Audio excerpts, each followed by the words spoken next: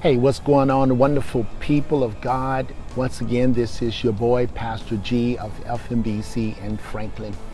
And once again, we welcome you to our Life Studies Bible study. Well, over the past 3 weeks, we have been dealing with this great and this wonderful book I am currently reading entitled, Don't Give the Enemy a Seat at the Table, written by pastor and author Louis Giglio.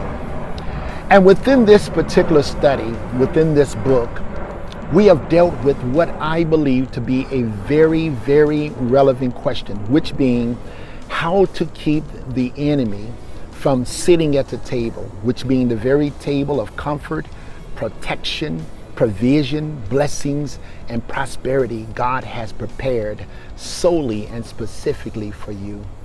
So today we're going to briefly deal with yet another way of preventing the enemy from taking a seat at the table, which is we must cease from internalizing battles which does not belong to us.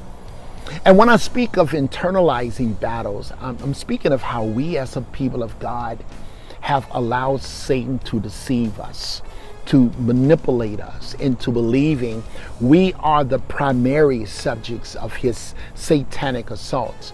And because we have come to believe the very one whose mission statement is to steal, kill, and destroy, we have instead internalized the battle by somehow taking the spiritual element away from the battles. And instead of us taking up the whole armor of God, as mentioned in the book of Ephesians, the 6th chapter, we are instead attempting to use other means, such as our words, to fight our battles. Some people choosing to use physicality as a way of fighting battles. Matter of fact, we are attempting to use the same hateful tactics Satan uses against us as a way of fighting these spiritual battles, which means we have completely forgotten the teachings of Paul in Ephesians 6 and 12, which says we wrestle not against flesh and blood, but against principalities, against powers, against the rulers of the darkness of this world, against spiritual wickedness in high places. And we do these things simply because we have internalized or we have taken ownership of a battle which has never belonged to us in the first place. But look at what the Word of God says in 2 Chronicles 20:15. It states, "Be not afraid nor dismayed by reasons of this great multitude, for the battle is not yours, but God's." In other words, I believe God is saying to us, don't be afraid of the very enemies, the very opposers, the very haters, which are right now standing around the table, watching while you are being blessed by God. And it's simply because the very one, being God, not only owns the table, but guess what? It's the same exact God who also owns the battle. However, the question of the year is, how can we do it?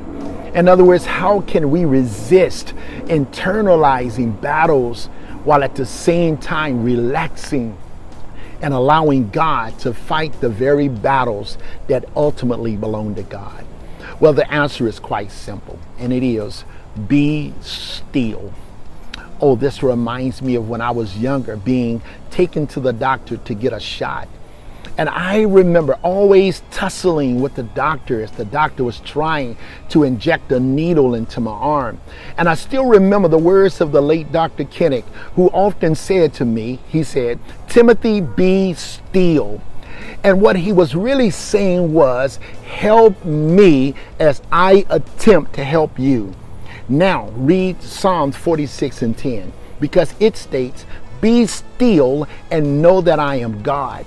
And when God mentions for us to be still, God is simply stating for us to stop tussling, stop striving, stop fighting, stop trying to get in the last word, stop trying to defeat the enemy using your own powers. In other words, help me as I attempt to help you. Honey, I hate to say it, but many of us are constantly losing battles within our lives because not only are we attempting to fight the enemy, but little do we know the very moment we tussle with God by refusing to be still, we are likewise fighting God. Always remember these words: no God, no victory. And finally, God makes the statement, and know that I am God. And I believe God is saying to us that we as people of God should know God based on our history with God. In other words, if no one else knows, but based on our history with God, we should know that God is still able. Based on our history with God, we should know that God is all powerful. Based on our history with God, we should know that God is almighty. We should know that God has never lost a battle. And because God is all these things and more, it simply means God doesn't need our help fighting battles. Matter of fact, the very moment you attempt to help God in the midst of fighting battles, you are only getting in the way. Allow me to give you some advice on today, which is be still and allow God to be God.